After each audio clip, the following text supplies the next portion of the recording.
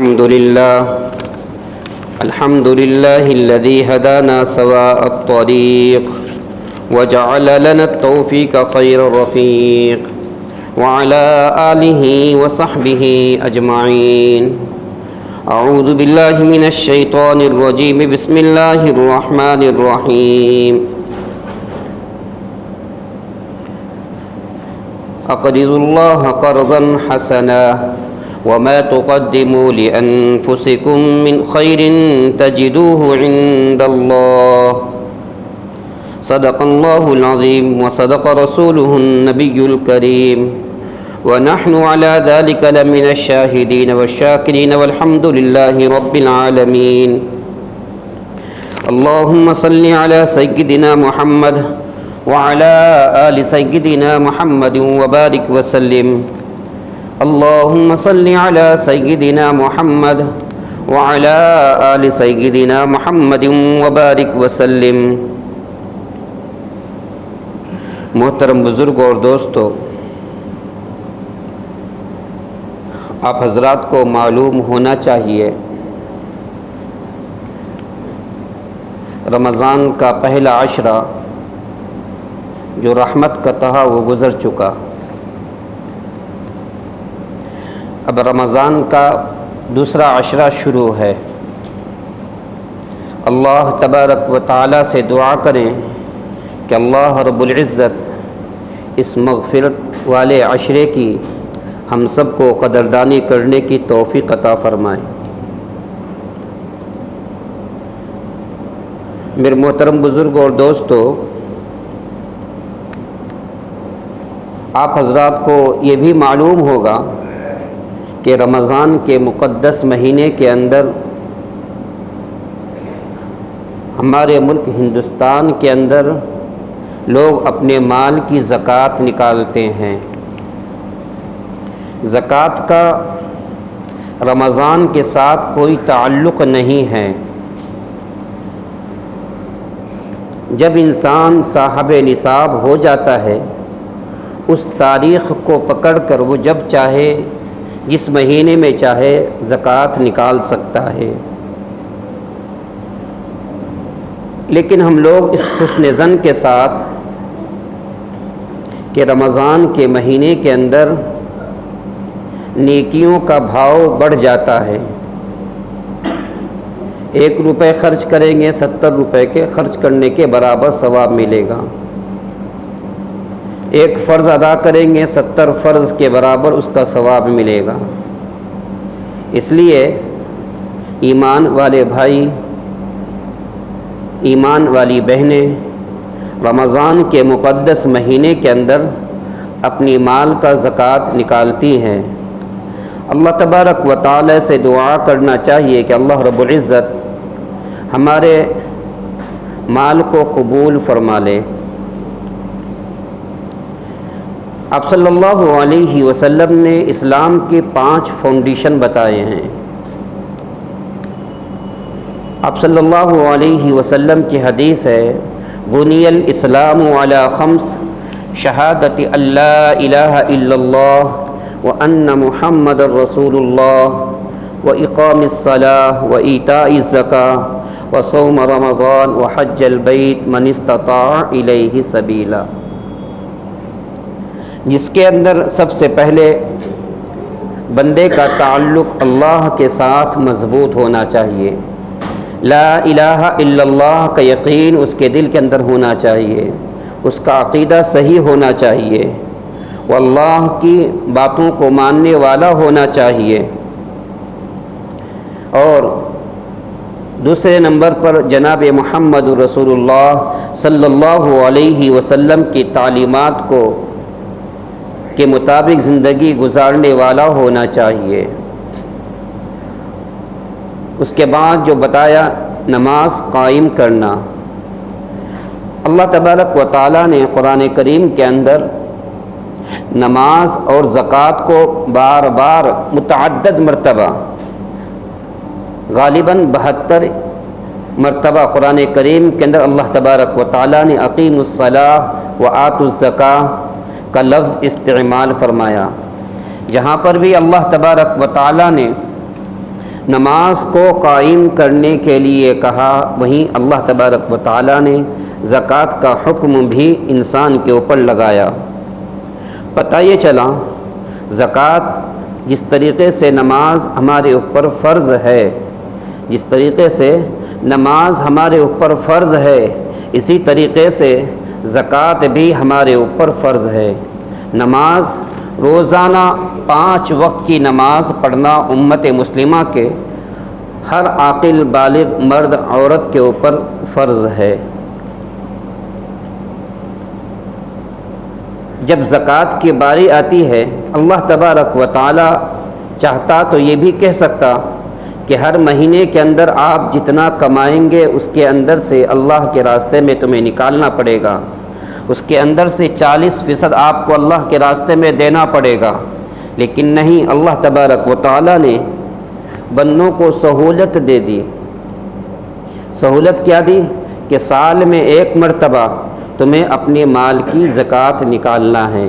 سال میں تم 11 مہینے خوب مزے سے کھاؤ، اچھی طرح پہنو، اچھا پہنو، اچھی سواری پر چلو، لیکن سال کا 1 مہینہ جو آپ نے متعین کر رکھا ہے، جیسے رمضان کے مقدس مہینے کے اندر ہم لوگ زکوٰۃ دیتے ہیں، تو پہلے رمضان کو ہمیں اپنے مال کا حساب لگا لینا چاہیے کہ میرے پاس کتنا مال ہے، کتنی جائیداد ہے، کتنا سونا ہے۔ جو مال خرچ کر کر بچا ہوا ہے، اس مال کے اوپر اللہ تبارک و تعالی 40% مانگ رہے ہیں، اس مال کے اوپر 40% مانگ رہے ہیں۔ اسی لیے اللہ تبارک و تعالی نے فرمایا اقرض اللہ قرضا حسنا، کہ میرے بندو مجھے قرض حسنا دو۔ قرض حسنا کا مطلب اللہ تبارک و تعالی نے جو مال کے اوپر جو ذمہ داری رکھ رکھی ہے کہ تمہیں اس مال کا حق ادا کرنا چاہیے، جب تم اس مال کو اللہ کے راہ میں خرچ کرو گے، جب اس مال کو اللہ کے راہ میں اللہ کے بندوں کو دو گے، اللہ تبارک و تعالی فرماتا ہے تجدوہ عند اللہ، کل قیامت کے دن تم اس کو اللہ کے پاس پاؤ گے، قیامت کے دن تم اس کو اللہ کے پاس پاؤ گے۔ اس لیے انسان کو چاہیے انسان اپنے مال کی زکوٰۃ ادا کرتا رہے۔ دیکھیے، زکوٰۃ ادا کرنے کے اندر انسان کو سب سے پہلے انسان کو انسان بننا چاہیے۔ جب انسان اچھا انسان بن جائے گا، جب انسان سچا انسان بن جائے گا، جب انسان کلمے کے مطابق زندگی گزارنے والا بن جائے گا، جب انسان قرآن اور حدیث کے مطابق زندگی گزارنے والا بن جائے گا، تب جا کر وہ اچھا انسان کہلائے گا۔ نہیں تو انسان نما جانور دنیا کے اندر بہت سارے پائے جاتے ہیں۔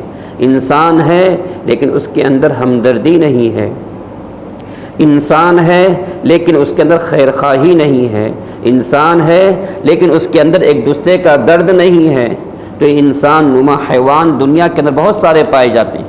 اللہ تبارک و تعالیٰ نے فرمایا انسان کو صحیح معنی میں انسان بننا پڑے گا۔ صحیح معنی میں انسان کیسے بننا ہے؟ صحیح معنی میں انسان بننے کے لیے دو چیزیں ضروری ہوتی ہیں۔ پہلے اللہ کے حقوق ادا کرنا، اللہ کے حقوق ادا کرنا۔ اللہ نے 5 وقت کی نمازیں فرض کی ہیں، اس کو پابندی کے ساتھ ادا کرنا۔ اللہ تبارک و تعالیٰ نے جیسا زندگی گزارنے کے لیے کہا ہے ویسی زندگی گزارنا۔ اور جب ہم اللہ کے حکم کے مطابق، نبی کے طریقے کے مطابق زندگی گزاریں گے تو ہم اچھے انسان کہلائیں گے۔ جب ہمارے دل کے اندر اللہ کی اہمیت ہوگی، نبی کی اہمیت ہوگی، شریعت کی اہمیت ہوگی، تو خود بخود اللہ کے بندوں کے ساتھ ہمارا تعلق مضبوط ہو جائے گا۔ اللہ کے ساتھ اپنا تعلق مضبوط کرنا ہے اور پھر اللہ کے بندوں کے ساتھ اپنا تعلق مضبوط کرنا ہے۔ اللہ کے بندوں کے ساتھ اپنا تعلق مضبوط کرنے کا کیا مطلب؟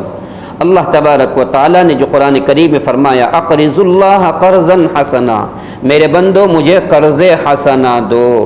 اللہ تبارک و تعالیٰ غریب کی فریاد کر رہا ہے، غریب کے بارے میں اللہ سوال کر رہا ہے، مجھے قرض حسنا دو۔ جب بندہ اللہ کو قرض حسنا کی کیا ضرورت؟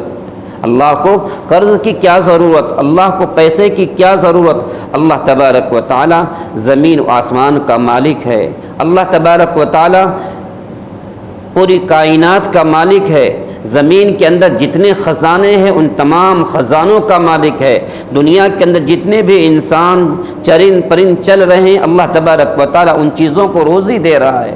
پھر اللہ تبارک و تعالی بندوں سے کیوں سوال کر رہا ہے کہ اقرض اللہ قرضا حسنا، کہ میرے بندو تم مجھے قرض حسنا دو۔ آپ صلی اللہ علیہ وسلم نے فرمایا کل اللہ تبارک و تعالی بندے سے فرمائے گا میرے بندے میں بھوکا تھا تو مجھے کھانا نہیں کھلایا، میرے بندے میرے پاس کپڑے نہیں تھے تو نے مجھے کپڑا نہیں پہنایا۔ بندہ کہے گا اے اللہ آپ تو کھانے سے مبرہ ہیں، آپ کو کھانے کی کیا ضرورت، آپ تو پوری دنیا کو کھلا رہے ہیں، آپ کو پہننے کی کیا ضرورت، آپ پوری دنیا کو پہنا رہے ہیں، آپ پوری دنیا کی ضرورتوں کو پورا کر رہے ہیں، آپ کی ضرورت کا کیا کہنا؟ اللہ تبارک و تعالیٰ فرمائے گا نہیں، میں دنیا کے اندر میرے بندے بھوکے تھے، تم اگر اس کو کھلاتے تو مجھے پاتے، میرے بندے بغیر کپڑے کے تھے، اگر تم ان کو کپڑا پہناتے تو مجھے وہاں پر پاتے، میرے بندے ضرورت مند تھے، اگر تم ان کی ضرورت کو پورا کرتے تو مجھے وہاں پر پاتے۔ گویا اللہ تبارک و تعالیٰ اپنے غریب مسکین بندوں کے لیے قرضہ مانگ رہا ہے۔ اس لیے انسان کو چاہیے انسان اپنے مال کی زکوٰۃ ادا کرے، اسی کو اللہ تبارک و تعالیٰ فرمایا تجدوہ عند اللہ، جب تم اللہ کے راستے میں دو گے اللہ تبارک و تعالیٰ کے وہاں اس کو پالو گے، اس کا اجر پالو گے۔ جناب محمد رسول اللہ صلی اللہ علیہ وسلم نے قرآن کریم کی ایک آیت کے تحت بیان فرمایا وَلَا يَحْسَبَنَّ الَّذِينَ يَبْخَلُونَ بِمَا آتَاهُمُ اللَّهُ، کہ جس کو اللہ تبارک و تعالیٰ نے اپنی فضل و کرم سے مال و دولت کی بہتات عطا فرمائی، اس کو مال کی فراوانی عطا فرمائی۔ ہم میں سے ہر انسان مالدار پیدا نہیں ہوا، دنیا کے اندر محنت کر کے مشقت کر کے اللہ تبارک و تعالیٰ نے اسے اس لائق بنا دیا کہ وہ دینے والا بن گیا۔ دنیا کے اندر تاریخ اٹھا کر دیکھیے کہ دنیا ہر ایک کے پاس چلتی رہتی ہے، عدلتی بدلتی رہتی ہے، آج میرے پاس ہے کل آپ کے پاس آئے گی، کل مجھے فقیر بنا دے گی، کل آپ کو فقیر بنا دے گی۔ یہ دنیا ہر ایک کے پاس جاتی رہتی ہے، دنیا ہر جائی ہے، نہ کسی کی ہوئی ہے نہ کسی کی ہو کر رہے گی۔ اللہ تبارک و تعالیٰ آپ صلی اللہ علیہ وسلم نے فرمایا جس کو اللہ تبارک و تعالیٰ نے اپنے فضل و کرم سے مال دیا ہے، نعمتیں عطا فرمائی ہیں، دنیا کی فراوانی عطا فرمائی ہے، اسے چاہیے کہ وہ اپنے مالوں کے اندر بخیل نہ بنے، اپنے مالوں کو خرچ کرنے میں بخالت سے کام نہ لے۔ اگر انسان اپنے مالوں کو خرچ کرنے میں بخیل بنے گا، اپنے مال کو اللہ کے راستے میں خرچ نہیں کرے گا، اللہ تبارک و تعالیٰ نے اس آیت کے اندر بہت بڑی وعید بیان فرمائی ہے۔ یہ انسان کے لیے بہت گھاٹے کا سودا ہے۔ انسان یہ سوچتا ہے کہ اگر میں اللہ کے راستے میں مال خرچ کروں گا، مال خرچ کرنے سے میرا مال کم ہو جائے گا، میرا مال کم ہو جائے گا۔ دیکھیے جو ہم نے اللہ کے راستے میں مال خرچ کر دیا وہ کل قیامت کی دن ہمیں وہی کام آنے والا ہے۔ ہم نے جو کھا لیا، ہم نے جو پہن لیا، ہم نے جو پی لیا وہ ہمارا ہے، جو ہم نے چھوڑ دیا وہ ہمارا نہیں ہے۔ اب ہم نے چھوڑ دیا، ہم اس گمان میں نہ رہیں کہ میری زندگی تو ابھی بہت ہے، نہیں، اللہ تبارک و تعالیٰ کبھی بھی پکڑ کر سکتے ہیں۔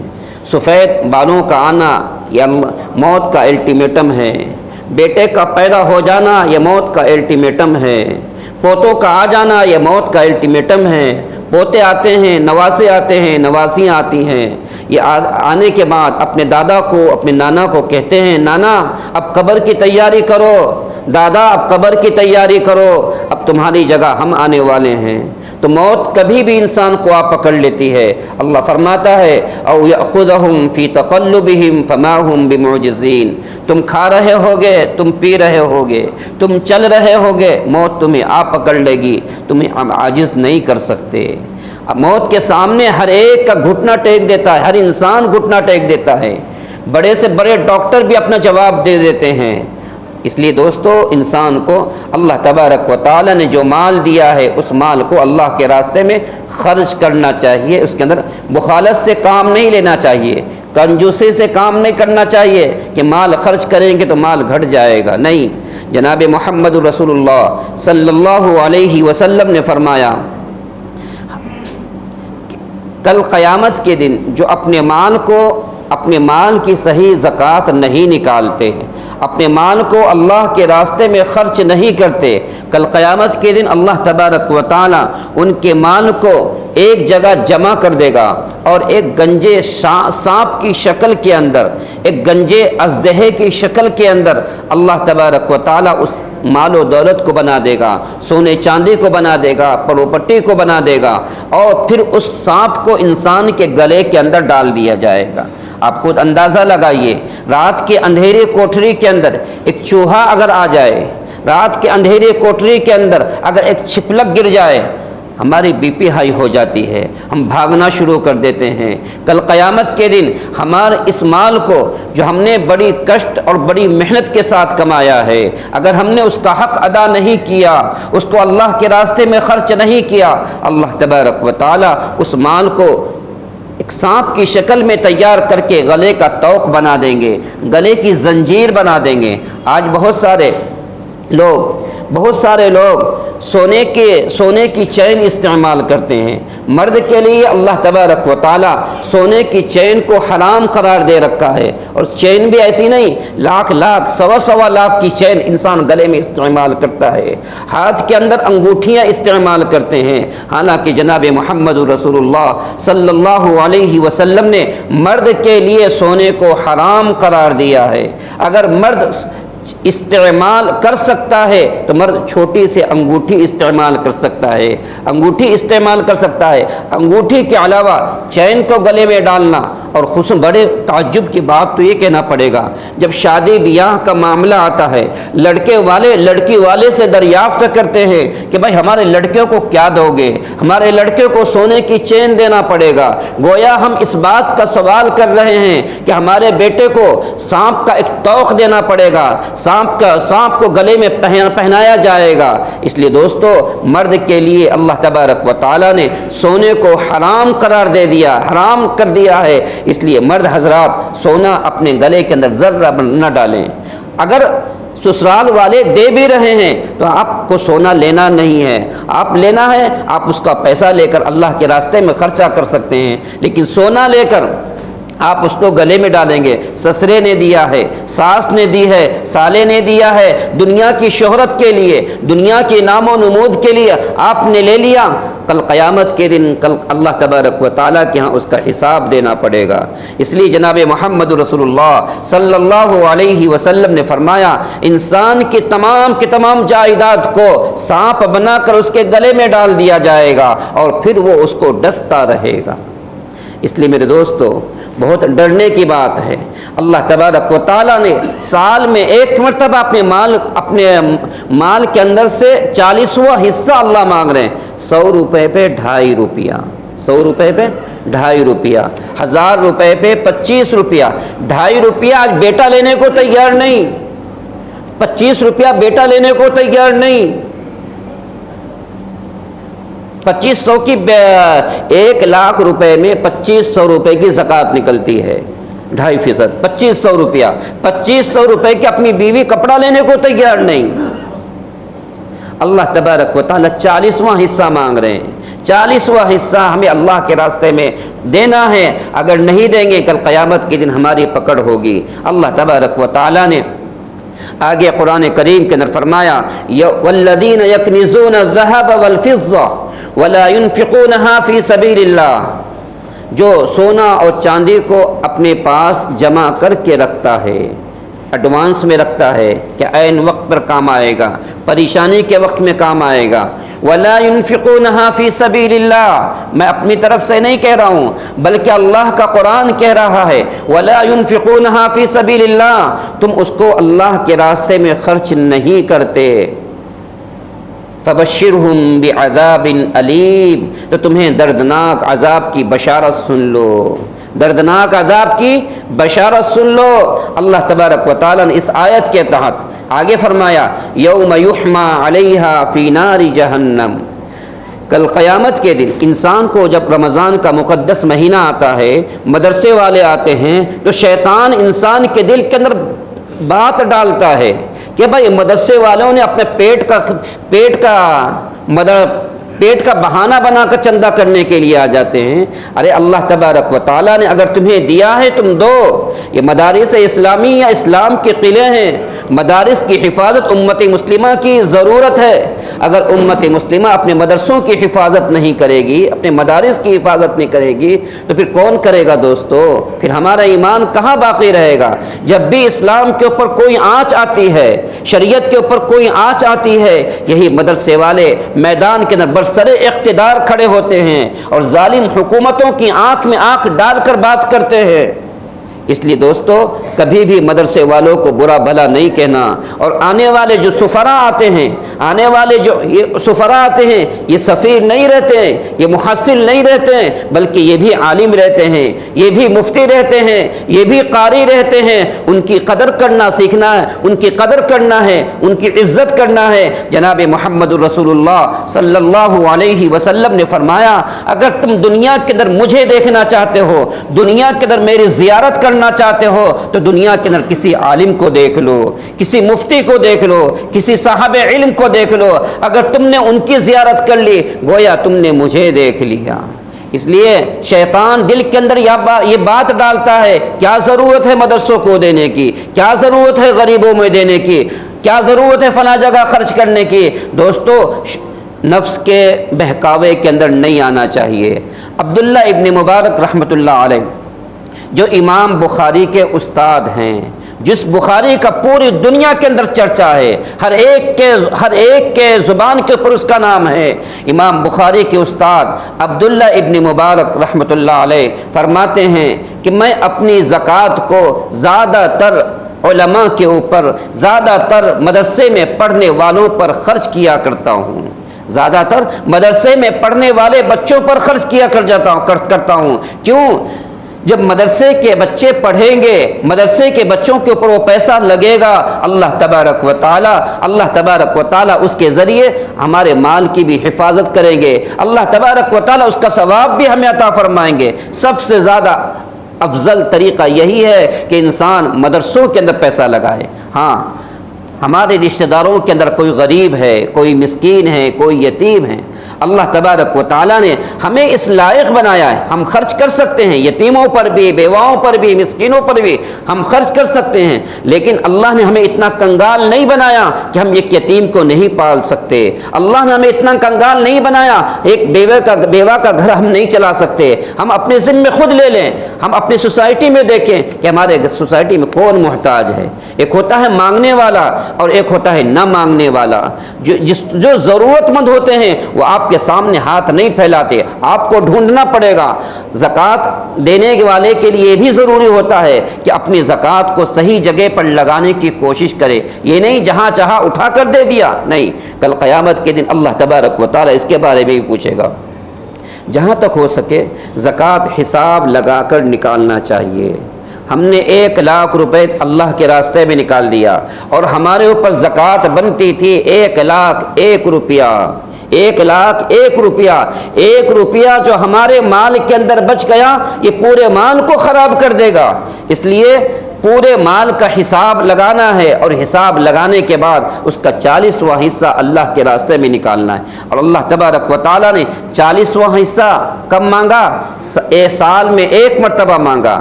آج حکومت ٹیکس پہ ٹیکس لیتی جا رہی ہے، ہر کھانے کے چیز پر ٹیکس لے رہی ہے، GST لگ رہا ہے، ہم وہاں دیتے جا رہے ہیں، بینک کے اندر سے ہم نے سود نکال رکھا ہے، انٹرسٹ بھرتے جا رہے ہیں، وہاں پر ہمارے دماغ کے اندر کوئی خیال نہیں آتا، لیکن جب اللہ کے راستے میں دینے کی باری آتی ہے، ارے مولانا اتنا پیسہ کہاں سے لائیں گے، اتنا پیسہ کہاں سے جوڑیں گے؟ ارے جس اللہ نے تمہیں اتنے پیسے کا مالک بنایا ہے، اگر تم اس اللہ کے لیے اپنے مال کی صحیح طریقے سے زکوٰۃ نکالو گے، اللہ تبارک و تعالیٰ تمہارے مال کے اندر اور زیادہ اضافہ فرمائے گا۔